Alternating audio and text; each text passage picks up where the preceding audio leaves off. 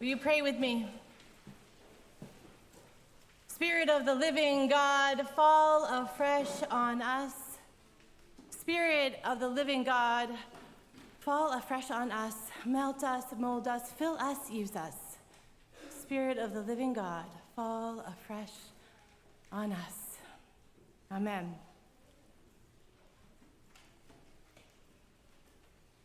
Judy said before I began to preach to take just a moment and soak in your faces.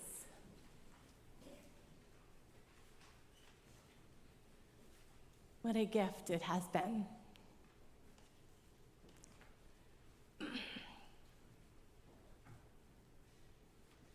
My grandmother always wrote the most exquisite letters to us, and I have a collection of them.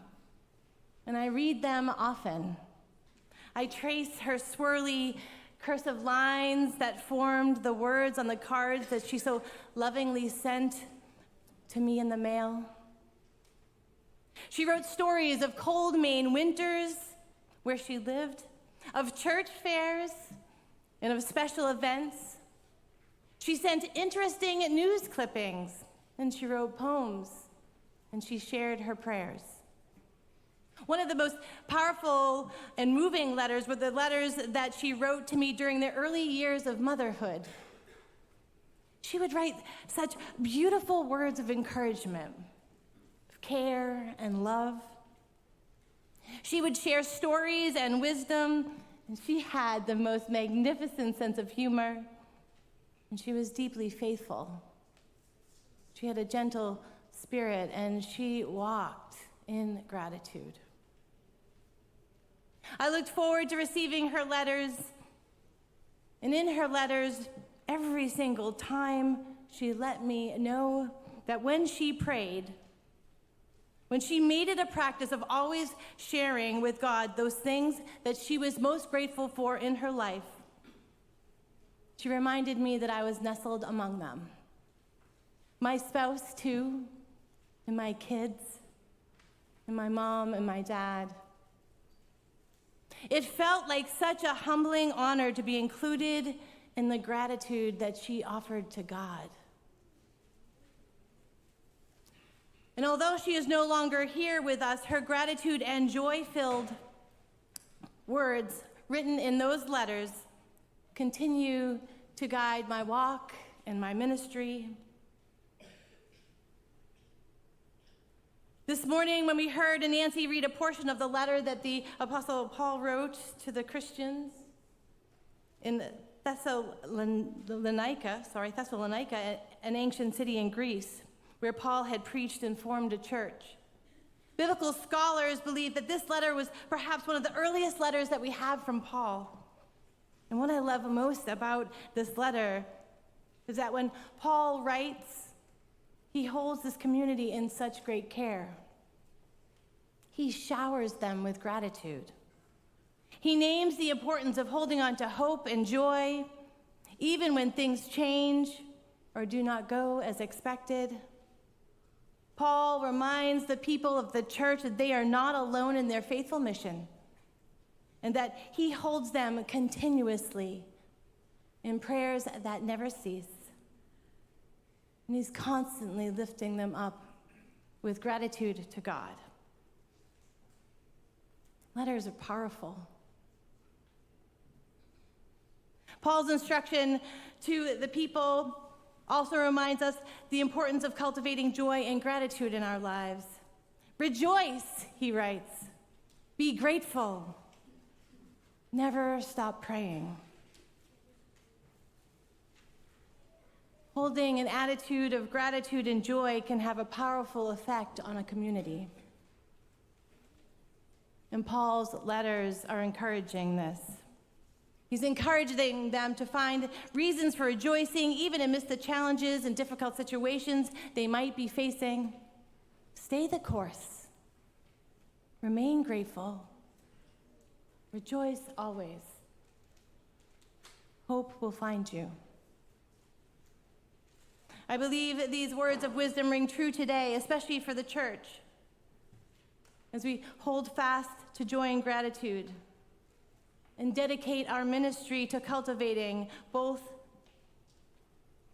and making sure that we leave this place sharing them with each other and with God. Cultivating joy and gratitude as a spiritual practice leads to a sense of hope. It shifts perspective. It helps us rise above the impossible to see the possible. It encourages a sense of connection to something greater than ourselves. And this connection means everything. And it fosters feelings of hope and purpose, brings healing. It is food for the spirit. Just as food sustains the body, food for the spirit refers to those activities and experiences or beliefs that sustain and nourish and nurture the inner spiritual self. And there is a well-established psychological link between experiencing joy and feeling gratitude. Research has shown that experiencing joy can lead to feelings of gratitude, and practicing gratitude can enhance feelings of joy. And I have found that the church is a holy conduit for both joy and gratitude. When reflecting on serving as your minister for the past 5 years, I started to focus on the power of gratitude. And I remembered a book that I called Thanks 1,000. It's a book that was written by a journalist and well-known author, A.J. Jacobs, which tells the true story of this young author's effort to thank every person involved in making his morning cup of coffee. Oh, and I love coffee. His story leads to a global journey which he would take to share his gratitude with every single person involved in making this cup of coffee, and he wanted to do this face to face. He became both overwhelmed and awestruck as he realized the number of people he would need to thank would end up being over 1,000. One of the themes and discoveries of his book is that on any given day, we mistakenly take hundreds of people for granted. Because everything we do requires hundreds, 1,000 of interconnected people. There are a long line of people that are involved in all the little everyday things we use and appreciate. And A.J. Jacobs discovers that his coffee and every other item in his life would not be possible without hundreds of people he often takes for granted. Farmers, chemists, artists, presidents, truckers, mechanics, biologists, miners, smugglers, and even goat herders. By thanking these people face to face, Jacob finds his own spirit lifted in unexpected ways. He also confirms what scientific research on gratitude has been claiming as truth for years. Gratitude's benefits for physical, mental, and emotional well-being are countless. Practicing gratitude improved his mood, helped him to sleep better, decreased his stress levels, created space for new relationships to be formed. He writes, "It's gratefulness that makes us happy. If you think it's happiness that makes you grateful, think again. It's gratefulness that makes you happy." A.J. Jacobs' story served as a powerful witness to the life-changing effects of two simple words: thank you. It also reminded me of what it truly takes to be the hands and feet of Jesus in this world. It takes hundreds of people who hold love at the center and who hold fast to hope. It takes a church. And since I believe that love looks a lot like saying thank you, I wrote you a love letter. And I share with you now my final love letter. in the form of a gratitude poem. I can't claim to be a great poet, just a caveat. Here we go. Hills Church family, thank you. Thank you for gathering and playing, for leading and praying. Thank you for cooking and baking, for sandwich and cookie making, for smart strategy and planning, and a devotion to God that's enchanting.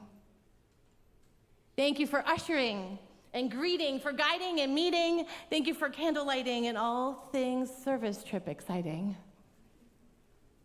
Thank you for pumpkins and letters, for munchkins and making others feel better.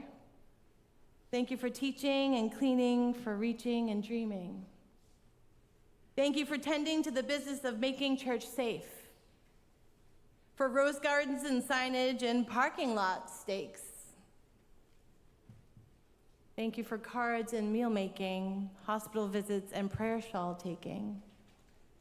Thank you for Rally Day ice cream, this is a tough one, and for the Celebration Sunday barbecue and grill team. Thank you for hand-knit hats and clothing delivered to those in need, for donations and support and every good deed. Thank you for book reading and idea gleaning, for mask wearing and live stream bearing. Thank you for Zooming and blooming. Thank you for going green and working to ensure a future yet seen. Thank you for planting and seeding, for mixing and kneading. Thank you for coffee and cake and for forgiving mistakes. Thank you for loving and laughing, for hugging and staffing, for flower deliveries and embracing the mysteries. Thank you for baptisms and blessings, for rememberings and confessings. Thank you for welcome and care, for rainbow banners and matching chairs. Thank you for confirmation and youth group, for bold conversation and humbly sharing your truth. Thank you for walks and for stories, for talks and small group glories. Thank you for working to build a just world for all, for your voice, for your heart, for always listening to God's call. For dedicating benches and gardens and remembering the saints, for church school projects covered in finger paints. Thank you for Easter egg hunts and bunny suit wearing, for showing up for rain or shine gatherings, and for no in-church swearing. Thank you for being change makers and being status quo shakers. Thank you for the light that you share and the tireless ways you show you care. Thank you for celebrating life and for walking through strife, for all that you are and all that the Spirit continues to call you to be. I thank you for pageants and Santa and a well-lit Christmas tree, for support board joining and leading us well, for being so thoughtful about both hellos and farewells. Thank you for organ music and choir singing, for trumpets and bell ringing, for breaking bread and sharing cup, for working so hard to lift one another up. Thank you for taking the sacred time 5 years ago to call a new minister, mother of 4, and wholeheartedly welcoming her family, of whom you've adored. For letting her love you and guide you and walk alongside you, thank you for sending her forth to share all that she has learned with gratitude and joy and a love that will burn, much brighter and stronger than one will ever know. Christ's church will continue to grow in hope, all because of you. That does not rhyme with no. In church,